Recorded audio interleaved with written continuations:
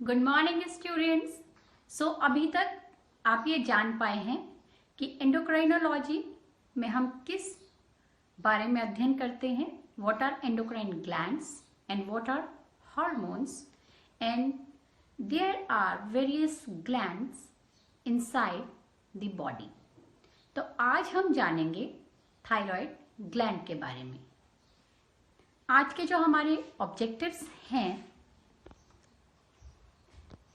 Thyroid gland की anatomy और उसकी लोकेशन के बारे में, to explain synthesis of thyroid hormones कि थायराइड हार्मोन्स किस प्रकार बनते हैं, थायराइड हार्मोन्स का कार्य क्या है और थायराइड हार्मोन्स की अधिकता और कमी से कौन कौन से रोग होते हैं।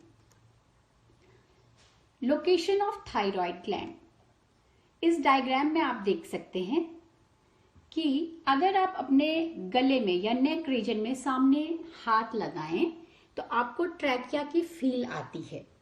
तो ये आप इस चित्र में देख सकते हैं कि थायराइड ग्लैंड, ये जो ट्रैकिया है, इसमें एक बायलोब्ड स्ट्रक्चर के रूप में विद्यमान रहता है। इसके दो लोब होते हैं, जैसे आप देख पा रहे हैं, right lobe of thyroid gland and this is the left lobe of thyroid gland, जिसमें आप देख रहे हैं कि बहुत सारी ये आर्टरीज जा रही हैं जो इसको फीड करती हैं, ब्लड सप्लाई करती हैं। So it's located in the neck region of humans.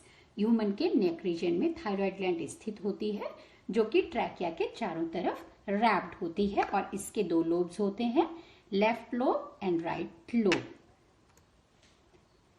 अब अगर हम देखें इसका, अगर हम हिस्टोलॉजिकल डायग्राम देखते हैं तो हमें ये इस प्रकार का चित्र दिखता है कि थायराइड ग्लैंड में फॉलिकल्स होते हैं। थायराइड ग्लैंड में जो है कुछ स्पेसिफिक टाइप का अरेंजमेंट होता है सेल्स का, और वो क्यों होता है, वो किसी खास कारण से होता है, क्योंकि सेल्स के अंदर थायराइड जो हार्मोन्स हैं T3 और T4 ट्राईआइडोथायरोनिन एंड टेट्राआइडोथायरोनिन का संश्लेषण होना है। इसीलिए उनका एक अरेंजमेंट, एक विन्यास एक स्पेसिफिक रूप में बना हुआ होता है। ये जो सेल्स हैं क्यूबॉइडल एपिथेलियम जो देख रहे हैं आप, ये इस प्रकार से अरेंज होती हैं कि वो फॉर्म करें, बहुत सारे फॉलिकल्स को फॉर्म कर सकें, जो कि जिनका साइज क्या है 150 to 300 माइक्रोमीटर होता है। And these follicles are filled with colloid and they act like storehouse। ये आप देख रहे हैं, ठीक है, ये क्यूबॉइडल सेल्स हैं और इनके अंदर ये कोलॉइड फिल है। And these are the red blood cells, जो आप आगे देखेंगे कि किस तरीके से ये हार्मोन बनता है इन सेल्स में। ट्रैपिंग ऑफ आयोडीन, बच्चों नेक्स्ट चीज ये है कि जो आयोडीन है वो ट्रैप कैसे करती है ग्लैंड, क्योंकि आयोडीन आपके शरीर के अंदर विद्यमान नहीं रहता है, ये आप बाहर से अपने भोजन के द्वारा लेते हैं। जो इसकी रिक्वायरमेंट है, जो नॉर्मल जो लेवल होना चाहिए थायराइड हार्मोन का, वो 50 मिलीग्राम पर ईयर मानक माना गया है। और आप ये देखिए, ये एक आयोडीन पंप इसको कहते हैं, क्योंकि जो इससे प्रीवियस स्लाइड आपने देखी थी, ये रेड ब्लड सेल्स हैं और ये जो है जो क्यूबॉइडल सेल्स हैं जिनके अंदर कोलॉइड भरा है, यही आपको मैं नेक्स्ट उसमें दिखा रही हूं कि ये रक्त में किस तरीके से आयोडीन जाता है। अब आप ये देखिए कि ये हमारा ब्लड है, आपने नमक के साथ आयोडीन लिया, इसीलिए हम बोलते हैं कि नमक हो, आयोडीनेटेड सॉल्ट हमको खाना चाहिए, ठीक है। तो ये ब्लड से जो है आयोडीन इस सेल के अंदर आता है, और ये जैसे ही जो आपने छोटी छोटी वहां पे देखी थी क्यूबॉइडल सेल्स, उसके अंदर आता है। यहाँ पर जो है ये पर ऑक्सीडेज एंजाइम की उपस्थिति में इसको अंदर कोलॉइड में छोड़ देता है, और क्योंकि वहां पे थायरोग्लोब्यूलिन प्रेजेंट है, ठीक है, जिसमें कि क्या होता है, टायरोसिन मॉलिक्यूल होता है, ये यहाँ पर थायरॉक्सिन और ट्राईआइडोथायरोनिन को बनाती है। Thyroxine means T4 and triiodothyronine is T3 इनका यहाँ पर संश्लेषण होता है और ये पुनः जो है पिनोसाइटोसिस के द्वारा अंदर, क्योंकि इसको कहाँ बहना है, ब्लड में बहना है आपके डिफरेंट फंक्शंस को परफॉर्म करने के लिए, देन अगेन जो है ये प्रोटीएजेस एंजाइम्स की प्रेजेंस में T4 और T3 आपके ब्लड में आ जाता है। तो इसीलिए क्योंकि ये ट्रैपिंग हो रही है, यहाँ पे आयोडीन खींच रहा है अंदर सेल्स के द्वारा, इसलिए इसको ट्रैपिंग ऑफ आयोडीन, या जो यहाँ पर जो ये आयोडीन अंदर खींचने की प्रक्रिया है, इसको आयोडीन पंप भी कहा जाता है। Now the synthesis of thyroid hormone. अगर आप केमिकल सिंथेसिस देखें तो जो है ये स्टार्ट होती है सिंथेसिस, जैसे आपको भी मैंने पिछली स्लाइड्स में भी बताया, this starts from amino acid tyrosine and enzyme involved is called iodinase. ठीक है, तो यहाँ पर आप देख सकते हैं ये आयोडीन मॉलिक्यूल है, इसकी बाइंडिंग जो है ये टायरोसिन के साथ होती है इन द प्रेजेंस ऑफ आयोडीनेज, और ये क्या बना रहा है, मोनो आइडोटायरोसिन, क्योंकि यहाँ पे एक ही आयोडीन का मॉलिक्यूल है, और डाई आइडोटायरोसिन, यहाँ पर दो आप देख रहे हैं आयोडीन मॉलिक्यूल्स।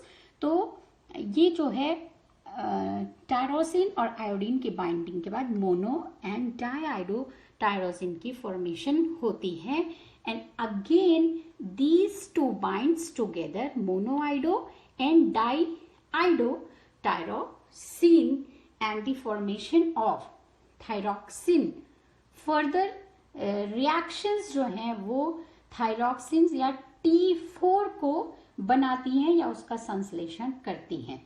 यहाँ पर आप 1, 2, 3 ये आई हैं, आप इनको 1 मत समझिएगा, ये आयोडीन मॉलिक्यूल्स हैं, एंड टेट्रा आइडो थायरोनिन या थायरोक्सिन का यहाँ पर निर्माण होता है। तो इस प्रकार से ये दो इंपॉर्टेंट हार्मोन है T3 एंड T4 जो कि थायराइड हार्मोन के द्वारा संश्लेषित किए जाते हैं, बनाए जाते हैं, जो कि डिफरेंट फंक्शंस को बॉडी में परफॉर्म करने के लिए बहुत ही महत्वपूर्ण हैं। Now the functions of thyroid hormones, ये कार्य क्या करता है, क्यों ये महत्वपूर्ण है, क्योंकि जितनी भी मेटाबॉलिक एक्टिविटी है सेल्स के अंदर, it increases the metabolic activity in cells. Then amphibians में ये मेटामॉर्फोसिस में बहुत इंपॉर्टेंट है। आप एम्फीबियंस में पढ़ते हैं, नियोटेनी आपने पढ़ा होगा, ठीक है ना, तो वो जो फिनोमेना है आप वहां पर भी पढ़ते हैं। तो this hormone is very important in amphibians, और चिल्ड्रंस की जो ग्रोथ के लिए ये बहुत इंपॉर्टेंट है, और ओवरऑल ग्रोथ के लिए, प्लस ब्रेन की ग्रोथ एंड डेवलपमेंट के लिए this hormone is very important. इसीलिए हम कहते हैं कि जो नमक की मात्रा है वो हमको जरूर हमारे खाने में होनी चाहिए। अब खाने में होनी चाहिए, लेकिन जैसे कि किसी भी बहुत ही शरीर का जो आर्किटेक्चर है वो बहुत ही ब्यूटीफुली डिजाइन है। आपके शरीर के अंदर की एक एक सेल बहुत ही स्पेशलाइज्ड है, और हर एक का फंक्शन बहुत ही स्पेशलाइज्ड है, एक एक ऑर्गन का फंक्शन स्पेशलाइज्ड है, और जरा सा भी अगर वहां पर अधिकता या कमी किसी चीज की हो जाती है तो उससे हमारा पूरा बैलेंस बिगड़ जाता है और हम कई बीमारियों के शिकार हो जाते हैं। तो यही जो है, इसी तरीके से जो थायराइड हार्मोन है, जो कि बहुत ही इंपॉर्टेंट हार्मोन है ओवरऑल ग्रोथ के लिए, तो इसकी अधिकता और कमी से जो रोग होते हैं इसके बारे में हम जानेंगे। Hyperthyroidism means over secretion. अगर इस हार्मोन की शरीर में अधिकता हो जाए और या ये ज्यादा सिक्रीट होने लग जाए तो क्या होगा, ये होगा the size of gland enlarges to approximately double the normal size. जो हमारा नॉर्मल साइज होता है ग्लैंड का, ग्रंथि का, वो डबल हो जाता है। जो आपने पीछे स्लाइड में देखा था, जो बाइलोब स्ट्रक्चर है वो डबल हो जाएगा।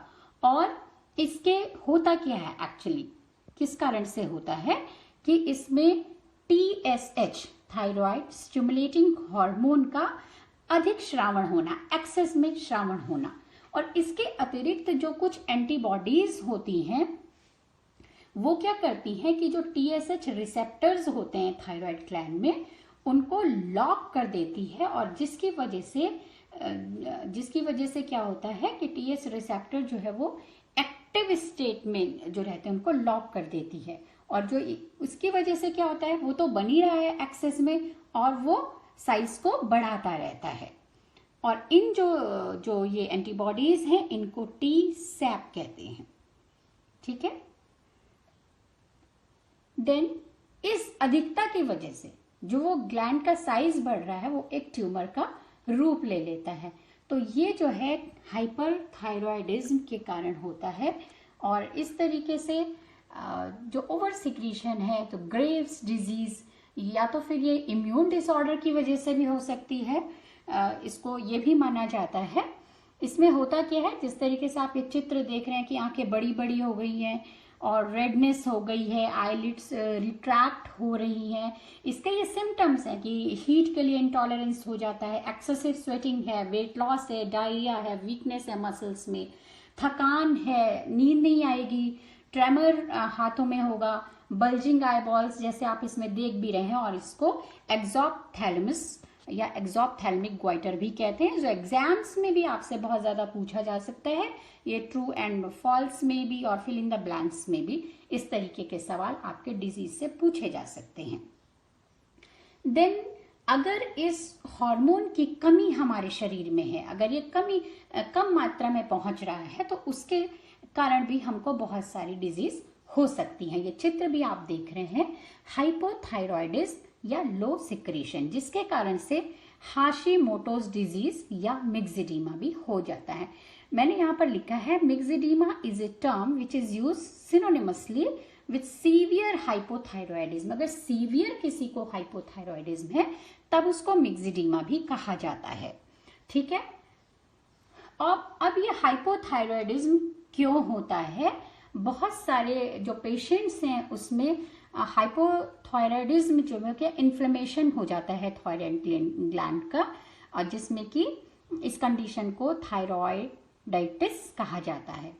और आफ्टर इन्फ्लेमेशन एंटीबॉडी क्या करता है, अटैक करता है ग्लैंड को और डैमेज कर देता है ग्लैंड को, ठीक है। इसको क्या कहते हैं, हाशिमोटोस डिजीज। कभी कभी क्या होता है कि किसी स्पेसिफिक रीजन में, हमारे देश में बहुत सारे गांव ऐसे हैं या बहुत सारी जगह क्षेत्र ऐसे हैं जहां पर कि फूड में आयोडीन कम जा पाता है, तो इस लेस अमाउंट की वजह से भी जो है बहुत सारा जो है थायराइड हार्मोन तो प्रोड्यूस होता है, लेकिन इतना नहीं प्रोड्यूस हो पाता कि जो TSH जो बनता है उसको इनहिबिट कर सके उसके प्रोडक्शन को। अनदर वन इज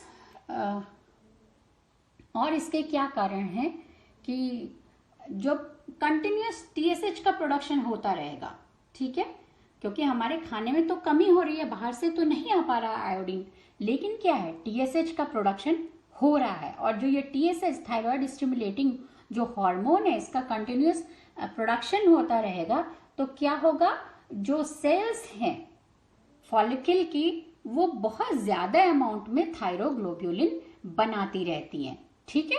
क्यों, और ये जब बनता रहेगा तो T3 T4 बनता रहेगा, जिसकी वजह से आप ये इस तरीके का स्ट्रक्चर फूला हुआ देख रहे हैं कि आयोडीन तो आ नहीं रहा है जिससे T3 T4 बनना है, लेकिन जो अंदर की प्रोसेस है, ठीक है, वो बन रहा है TSH, राइट।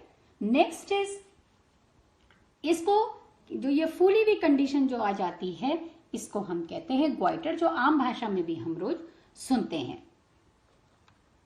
कभी कभी क्या होता है कि जो है बहुत नॉर्मल अमाउंट भी होती है, लेकिन सॉरी कुछ केसेस में क्या होता है कि जो ग्वाइटर का जो फॉर्मेशन होता है वो तब भी हो जाता है कि अगर नॉर्मल अमाउंट प्रोड्यूस हो रही है या फॉर्म हो रही है थायराइड हार्मोन्स की, और ऐसी कंडीशन में हम उसको ग्वाइटर ना कह के क्या कहते हैं, idiopathic non toxic colloid goitre. ये टॉक्सिक नहीं है, खतरनाक नहीं है, क्योंकि यहाँ पे कंडीशंस नॉर्मल हैं, लेकिन फॉर्म हो सकती है, फॉर्मेशन हो सकती है, तो इसलिए इसको idiopathic non toxic colloid goitre कहते हैं, जिसका कि अभी तक कोई एग्जैक्ट कारण पता नहीं है। कुछ ये लक्षण हैं हाइपोथायरॉयडिज्म के, जैसे फटीग है, 14 से 16 घंटे की नींद आना, slow heart rate, increase in body weight, constipation, decreased hair growth, scaly skin हो जाती है, क्रॉकिंग वॉइस होती है, और बैगीनेस अंडर आईज, फुली हुई जैसे, एंड स्वेलिंग इन फेस जिसको मिक्सडीमा कहते हैं, अभी आपने देखा, ब्लड कोलेस्ट्रॉल बढ़ जाता है। तो इस तरीके के जो इसके लक्षण हमको नजर आते हैं। So thank you so much, stay healthy, eat healthy. आप लोगों ने आज जाना थायराइड ग्लैंड में, और फिर मिलेंगे एक नई ग्लैंड के साथ। Thank you.